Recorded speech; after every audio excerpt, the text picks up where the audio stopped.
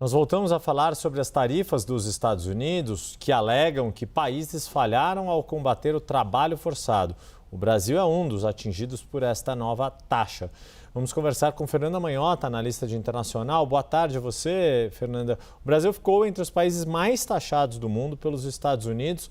Qual é a sua avaliação de como fica a relação bilateral entre Brasil e Estados Unidos com essa nova taxação?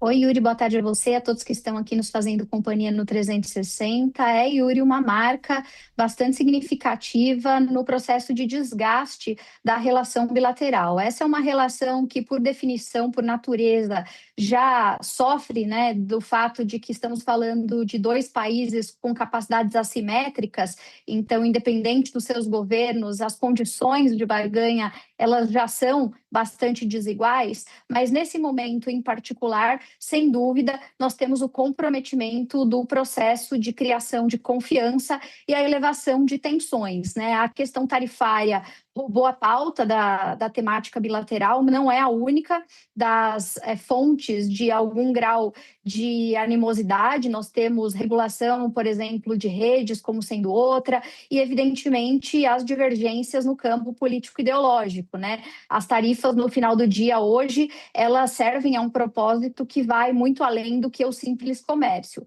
Do ponto de vista do Brasil, considerando a própria natureza assimétrica das relações que eu acabei de citar, o que deve acontecer agora em matéria de resposta é a tentativa de escalar essa tensão, mas controlando os efeitos colaterais. Então, recorrer a mecanismos multilaterais, como já vinha fazendo desde o ano passado, ainda que a gente saiba, né, que a própria OMC está muito,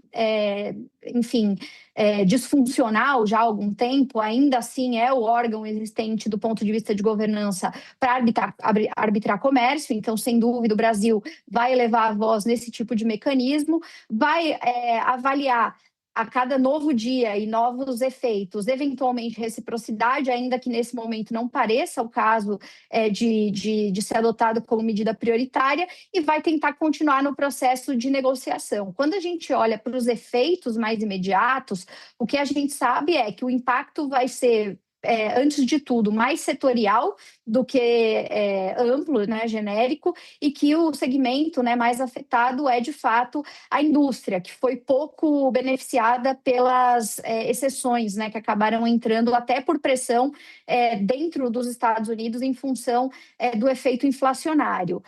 Me parece que algumas áreas em que o Brasil e os Estados Unidos já vinham construindo relações um pouco mais colaborativas, devem seguir, como, por exemplo, o investimento, como, por exemplo, a tentativa de colaborar em alguns segmentos da área de segurança e defesa, mas, sem dúvida, que com esse movimento, a capacidade de engajar e de construir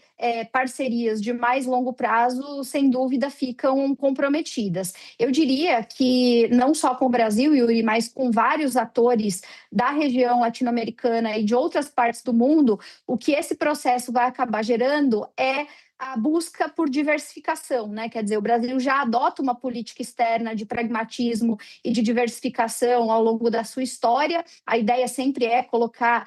os ovos em várias cestas, né, para controlar os riscos, para fazer hedge, como alguns costumam dizer, e me parece que esse episódio das tarifas, vindo de um aliado histórico, né, acaba incentivando essas alas mais propensas à continuidade de políticas que defendem que o Brasil deve não só buscar novos mercados, mas também se apoiar em parceiros alternativos, como inclusive é a China, né? É um efeito colateral inevitável que o tarifaço do Trump vai acabar causando em várias partes do mundo, empurrar os seus aliados ou os seus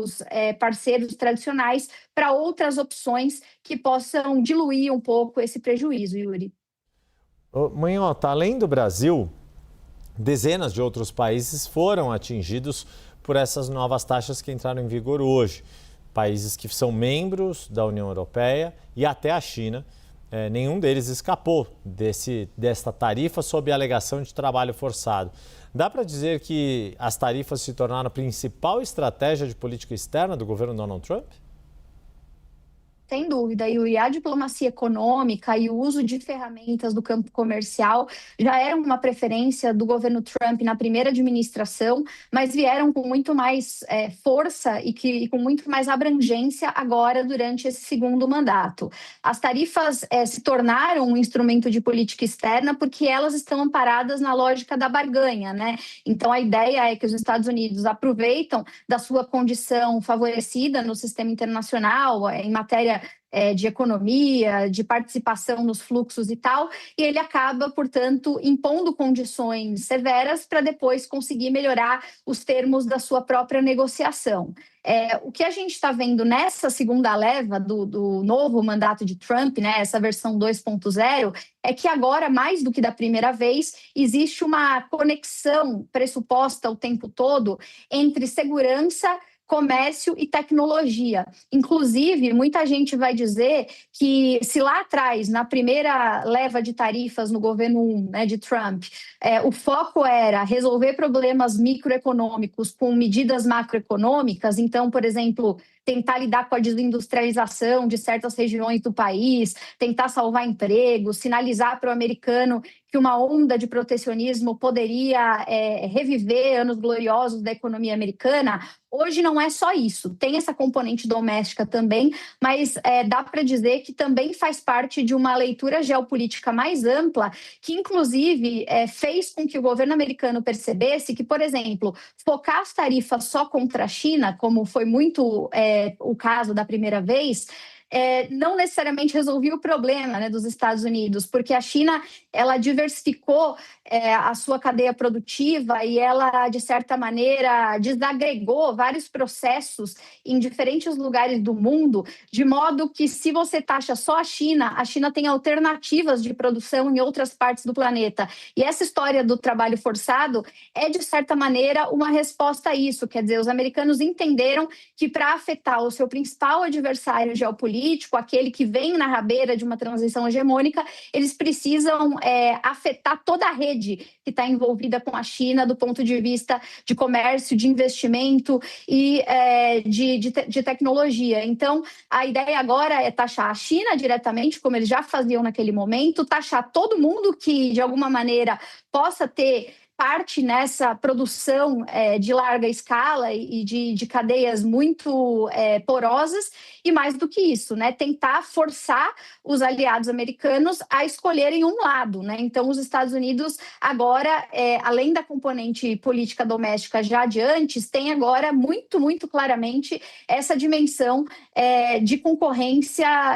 com vistas a essa nova indústria do século XXI. E, basicamente, eu diria que, além disso, essa nova componente vem, Yuri, com elementos talvez mais marcados de que não há diferença que se faça entre rivais e aliados. Quer dizer, o presidente Trump está olhando para essa medida de protecionismo como um mecanismo de política externa, e isso vale para gregos, para troianos, para todo mundo, porque, afinal de contas, o entendimento do presidente Trump é que ninguém pode prescindir ou ninguém tem condições de fazer frente ao tamanho dos Estados Unidos. O que, em parte, é verdade, não à toa que os países muitas vezes deixam de adotar reciprocidade por avaliar que os custos não valem a pena, muitas vezes os países evitam entrar em rota de colisão direta, e isso tudo, de certa maneira, passa o recibo de que os Estados Unidos sabem que são muito poderosos, mas, de novo, tem um risco embutido aí, que é o risco inevitável de que a fragmentação do comércio que está no horizonte, ela tende a acontecer, e isso porque a insegurança jurídica nos Estados Unidos é maior do que em outros momentos, isso porque a gente está vendo encarecimento de cadeias produtivas conforme esses processos vão avançando, a gente vai percebendo, então, que existe um estímulo indireto ou colateral, como efeito colateral, à diversificação, à busca de alternativas aos Estados Unidos. Então, é uma medida muito arriscada, né? Ela tem efeitos de curto prazo, mas ela pode gerar danos e cobrar um preço no longo prazo. A gente costuma chamar a política externa do presidente Trump, agora até mais do que da outra vez, de uma política externa com características contábeis, né? Então, o presidente Trump está fazendo ali permanentemente, no curto prazo, a avaliação de custo-benefício e no balanço tomando as decisões. No caso do Brasil, isso é particularmente interessante, porque o Brasil acreditou que nessa lógica contábil, o fato de nós sermos um país com quem os Estados Unidos mantêm superávit nos preservaria. Mas ficou claro, de novo, que não é só uma questão bilateral, não é o Brasil com relação aos Estados Unidos, é o Brasil no contexto das disputas geopolíticas mais amplas, nesse novo olhar que o presidente Trump tem e que coloca encadeado uma série de elementos que vão muito além só dessa conta de mais e menos. Então, é uma lógica contábil, mas é uma lógica contábil de curto prazo que agora agregou novas variáveis, viu, Yuri? Fernanda Manhota trazendo a análise e contexto para entendermos essas novas tarifas de Donald Trump entrando em vigor aqui no Brasil e mais dezenas de países, ou melhor, entrando em vigor nos Estados Unidos, aplicadas a produtos do Brasil de mais dezenas de países pelo mundo. Muito obrigado mais uma vez, Fernanda Manhota, um bom fim de semana para você.